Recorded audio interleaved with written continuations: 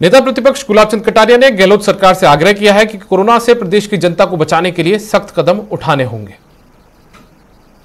गांधी जी ने कहा कि पूर्ण लॉकडाउन लगाएं, तो हमारे मुख्यमंत्री जी ने तुरंत मीटिंग करके कमेटी मंत्रिमंडल की बना करके और तैयारी करी कि पूर्ण लॉकडाउन किया जाए।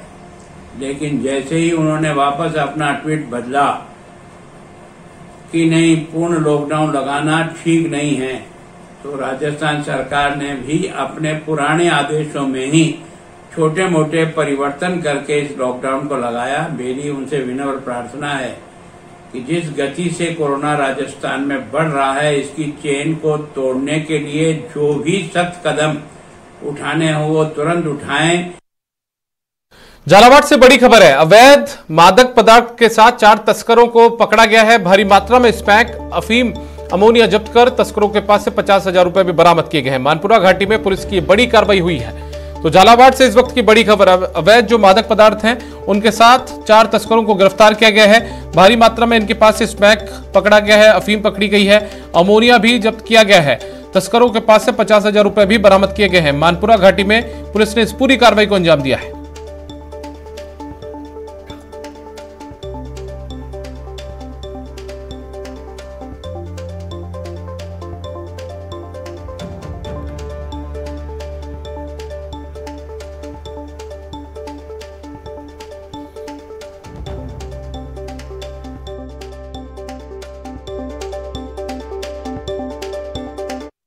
स्पेशल टीम है, इनके द्वारा अकलेरा पुलिस के साथ मिलकर महुआ खो के पास नाकाबंदी के दौरान हमें 4 आदमी मिले हैं। इन्होंने जो कार्रवाई की है वो 4 आदमी मनोहर, रतनलाल, लक्ष्मी नारायण और गोकुल हैं, तंवर हैं और महुआ खो के रहने वाले हैं। इनके पास से हमें 1 किलो 4 ग्राम स्मैक और 2 किलो 560 ग्राम अफीम मिली है। इसके अलावा इनके पास से हमें वो केमिकल्स मिले हैं जिनसे ये स्मैक बनाते हैं, जैसे कि अमोनिया, चूना और जो कढ़ाई और ये सब उपकरण चाहिए होते हैं बनाने के लिए।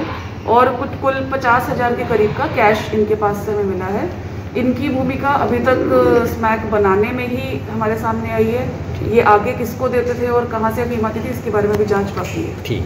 कोरोना के संकट काल में अस्पतालों में बेड के लिए मारामारी चल रही है, लेकिन अभी भी कुछ लोग ऐसे हैं जिनके लिए मानवता से बढ़कर कुछ नहीं है। पाली में ऐसा ही देखने को मिला, जब युवक की जान बचाने के लिए एक बुजुर्ग महिला ने बड़ी मुश्किल से मिला हुआ बेड भी छोड़ दिया। दरअसल बांगड़ अस्पताल में बेड के इंतजार में 2 लोगों का ओपीडी में ही इलाज चल रहा था। एक बुजुर्ग महिला और 40 साल के एक युवक, दोनों को ऑक्सीजन दी जा रही थी। युवक का ऑक्सीजन लेवल तो 43 तक पहुंच गया था। इसी बीच पता चला कि बुजुर्ग महिला के नाम बेड अलॉट हो गया है।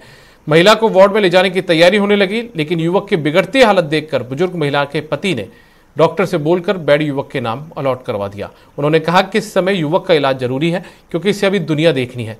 दंपत्ति की इस मानवता ने सबको दांतों तले उंगली दबाने पर मजबूर कर दिया।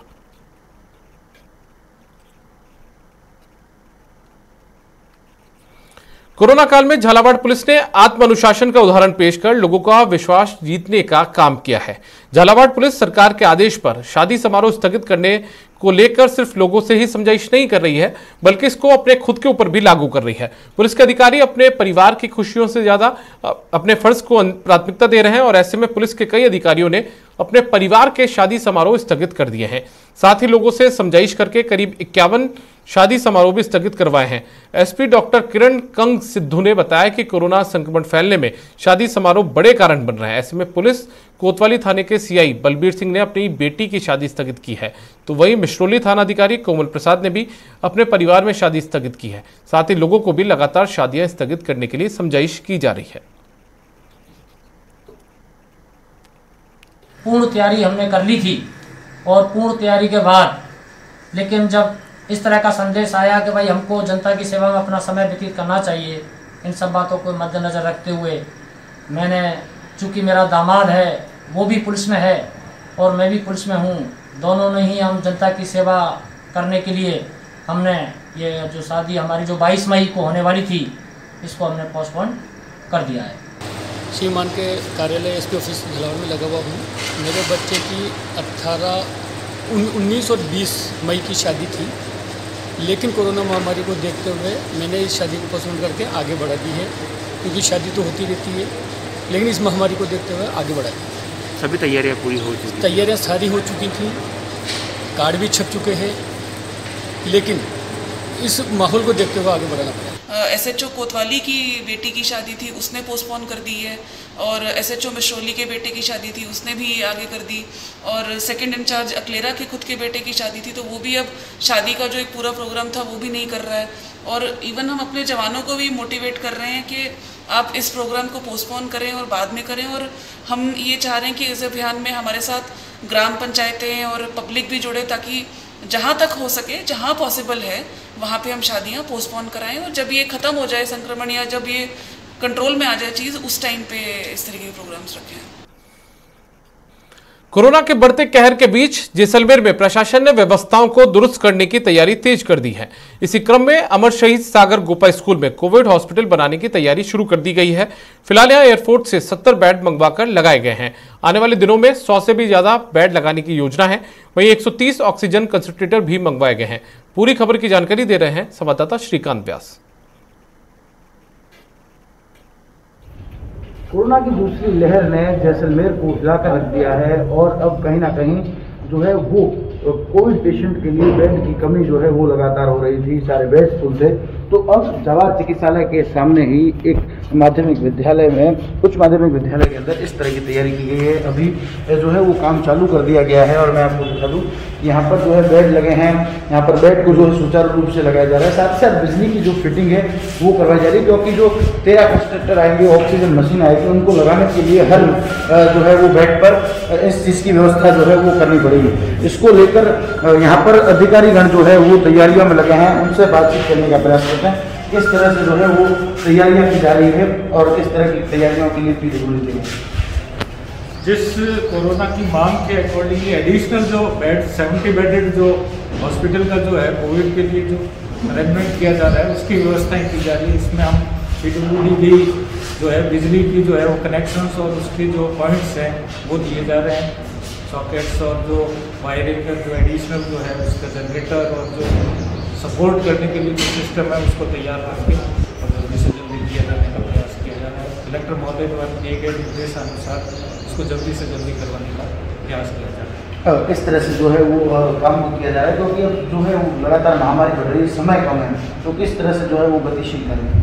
हमारे अधिकारी और जो कॉन्ट्रैक्टर है उसके आदमी सब दिन रात लग करके इसको जल्दी से जल्दी पूरा कर रहे हैं, और जल्दी हम इसकी टेस्टिंग करके और इसको चालू करवाने का प्रयास है। कहीं ना कहीं जो है वो लगातार कार्रवाई जो है वो की जा रही है, क्योंकि अब जो है वो धीमी गति जो है वो कहीं ना कहीं सहन नहीं की जा सकती। कोरोना की लगातार जो है वो महामारी बढ़ती जा रही है। आप देख सकते हैं यहाँ पर लगातार जो है वो कार्य की जो गति है वो लगातार बढ़ जा रही है। पूरे में बिजली फिटिंग देना और 70 बेड को तैयार करना कहीं ना कहीं एक बड़ा टास्क है, कठिन टास्क है, लेकिन इसको लेकर जिला कलेक्टर पॉजिटिव आने के बाद भी मॉनिटरिंग कर रहे हैं, घर से मॉनिटरिंग कर रहे हैं, और 130 जो है ऑक्सीजन मशीनें मंगवाई गई है, क्योंकि पिछले दिनों देखा गया था कि ऑक्सीजन की जो कमी है वो साफ देखने को मिल रही थी। लगातार जो है वो ऑक्सीजन की कमी जो है वो बढ़ती ही जा रही थी। 150 लीटर प्रति घंटा की रफ्तार से जो है वो ऑक्सीजन उत्पन्न हो रही थी, लेकिन जो आवश्यकता है वो कहीं ना कहीं 400 लीटर तक पहुंच चुकी है।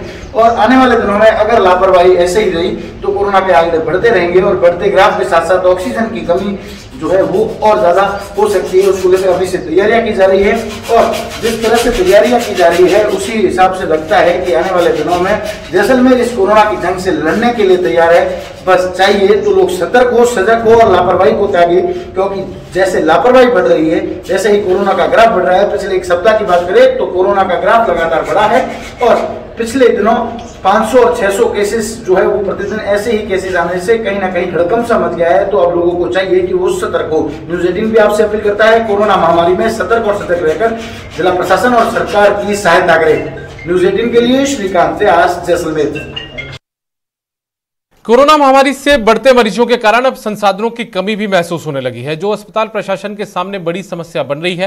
राजसमंद से भी कुछ ऐसी तस्वीर सामने आई है, जहां ऑक्सीजन सिलेंडर्स पर लगने वाले रेगुलेटर की कमी हो गई है, जो बाजारों में भी नहीं मिल पा रहे हैं। ऐसे में कुछ भामाशाह सामने आए, जिन्होंने अस्पतालों की कमी दूर करने में अहम योगदान दिया। नाथद्वारा निवासी भामाशाह मयंक बंग ने 5 रेगुलेटर अस्पताल प्रशासन को सौंपे। कोरोना काल में ऐसे उपकरणों की ज्यादा मांग होने से बाजारों से भी उपकरण गायब हैं। ऐसे में कोरोना काल में भामाशाहों का ये योगदान सराहनीय पहल है। रेगुलेटर्स हैं जो कि लॉयंस क्लब की तरफ से नाथद्वारा हॉस्पिटल को भेंट किए गए हैं। इनसे टेम्पोररीली एक बार कोई इमरजेंसी में पेशेंट आता है ऑक्सीजन सिलेंडर से कनेक्ट करके और अपन ऑक्सीजन की व्यवस्था कर पाएंगे। लॉयंस क्लब का बहुत बहुत धन्यवाद। कोरोना की दूसरी लहर ने कोटा में कोहराम मचा रखा है। अस्पतालों में लोग बेड और ऑक्सीजन के लिए परेशान हो रहे हैं। इसी बीच कोविड केयर सेंटर में तनाव कम करने के लिए कई जतन किए जा रहे हैं। कोटा यूनिवर्सिटी के कोविड केयर सेंटर से भी सुखद तस्वीर सामने आई है, जिसमें कोविड केयर सेंटर में लोग आरती गा रहे हैं। सेंटर के कर्मचारी, सफाई कर्मी भी मरीजों के साथ भक्ति की सरिता में सराबोर नजर आ रहे हैं। सेंटर में ओम जय जगदीश हरे गाकर लोग संक्रमण से मुक्ति की प्रार्थना कर रहे हैं।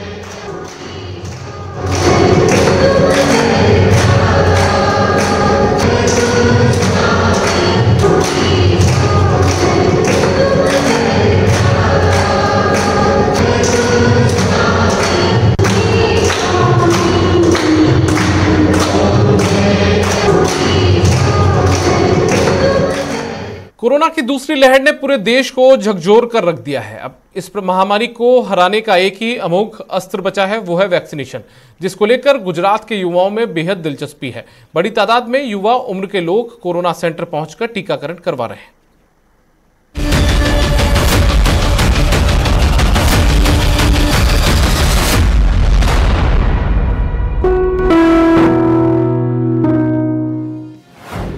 युवाओं में टीकाकरण को लेकर जोश।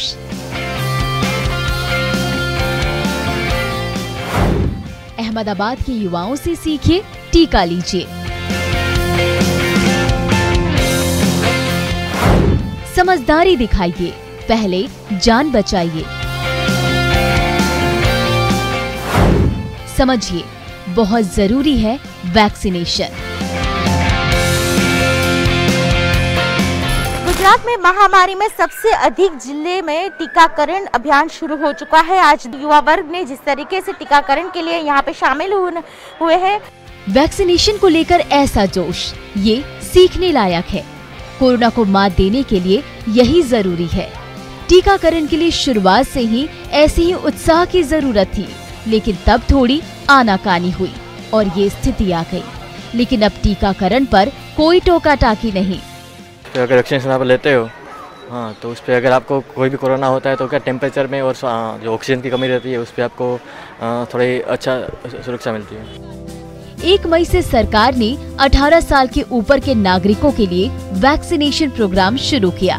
गुजरात अब इस कार्यक्रम का भरपूर फायदा उठा रहा है, तो वहीं युवा वर्ग खुद ही आगे आ रहे हैं। गवर्नमेंट ने टाइमली डिसीजन लिया है 18 से ऊपर साल के लोगों के लिए, और सारे जो इस उम्र के जो वर्ग के जो लोग हैं वो इसका फायदा उठा रहे हैं और ज़्यादा से ज़्यादा लोग वैक्सीनेशन ले, यही हमारे लिए अच्छा है। इस साल फरवरी के बाद से ही कोरोना की वजह से गुजरात में त्राहिमाम मचा है। बुधवार यानी 5 मई से पहली बार संक्रमण के नए मामले से अधिक तादाद में लोग ठीक होकर घर जा रहे हैं। ये शुभ संकेत है, लेकिन टिके रहने के लिए टीका बेहद जरूरी है।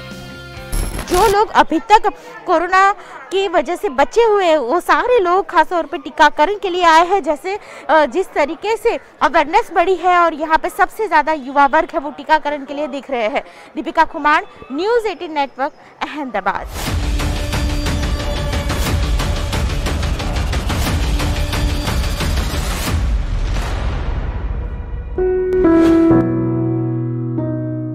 झुंझुनू में अपराधियों ने शराब दुकान पर धावा बोला और 20 लाख रुपए की शराब लूट ली। वारदात मंडावा रोड के सीतसर की है। जानकारी के मुताबिक रात को पिकअप वैन में सवार 4 लोग हथियारों के साथ आए और दोनों सेल्समैन के हाथ को बांध दिया। इसके बाद शराब की दुकान में रखी शराब को पिकअप वैन में भर लिया और मौके से फरार हो गए। वारदात के बाद मौके पर पहुंची पुलिस सीसीटीवी से लुटेरों का सुराग तलाश रही है। मेरे को भी सूचना मिली है, हम लोगों ने यहाँ पे आके देखा और तो कहीं से कुछ ताले वगैरह तो टूटे हुए नहीं हैं। शराब की पेटियों का इनका कहना है दुकान वालों का कि शराब की पेटियाँ करीब 150-200 पेटियाँ हैं। वो यहाँ से 5-6 अज्ञात लोग थे, वो लेके गए हैं। यहाँ पे 2 सेल्समैन रहते हैं, उनसे पूछताछ की है और सीसीटीवी फुटेज वगैरह देखे हैं तो आरंभिक तौर पे कुछ क्लूज़ मिले हैं। मैं कल रात को इस रूम में सो रहा था तो कई बार से 10 बंदे आए, हम 2 जने रहे सेल्समैन थे। तो हम सो रहे थे तो उन्होंने हमारे साथ हाथापाई की, हमारे हाथ और पैर बांध के हमारी जेब से चाबी निकाल ली और ठेके में जाके ताला खोल के कम से कम 16-17 लाख कमा लूँगा और 90-95 नकद होंगे। टोंक में सड़क हादसे में 65 साल के बुजुर्ग और 7 साल की मासूम की मौत हो गई। ये हादसा देवली उपखंड के केसरोली मोड़ के पास हुआ, जब एक पिकअप वैन बेकाबू होकर पलट गई। हादसे में 5 लोग घायल भी हो गए, जिन्हें टोंक में भर्ती करवाया गया।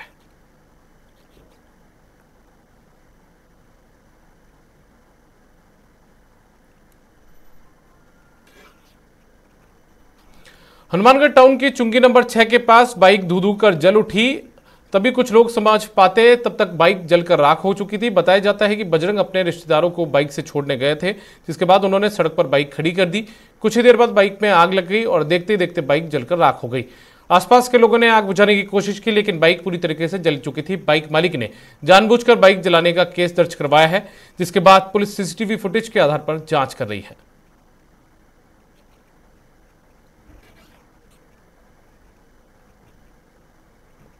पता ही नहीं किसने लगाई है, किसको पता है, मेरे को पता कहाँ का वाकया है, कहाँ की घटना है? ये अपने खटीक समाज धर्मशाला है ना, उसके सामने गेट के आगे मोटरसाइकिल खड़ा करके गया। कहाँ पड़ता है खटीक समाज? ये 6 नंबर चुंगी पर छावड़ बैक साइड में। तो आप क्या लेने आए थे यहाँ पर? मेरे ताऊ जी की डेथ हो गई थी, उनको जो मेरे परिवार के थे उनको हरिद्वार छोड़ने आया था। तो ऐसे किस तरह कौन लगा सकता है? किसी पर कोई शक वगैरह? कोई किसी पर शक नहीं है। तो ऐसे क्या अपने आप लग गई बाइक की आग? ये पता ही नहीं है मेरे को, अब आप ये मेरे को पता ही नहीं है। तो आपका ये मानना है कि बाइक में आग लगाई गई है? हाँ, बाइक में आग लगाई गई। कोई शरारती तत्वों के ऐसे लोग? शरारती तत्वों के। अब रुक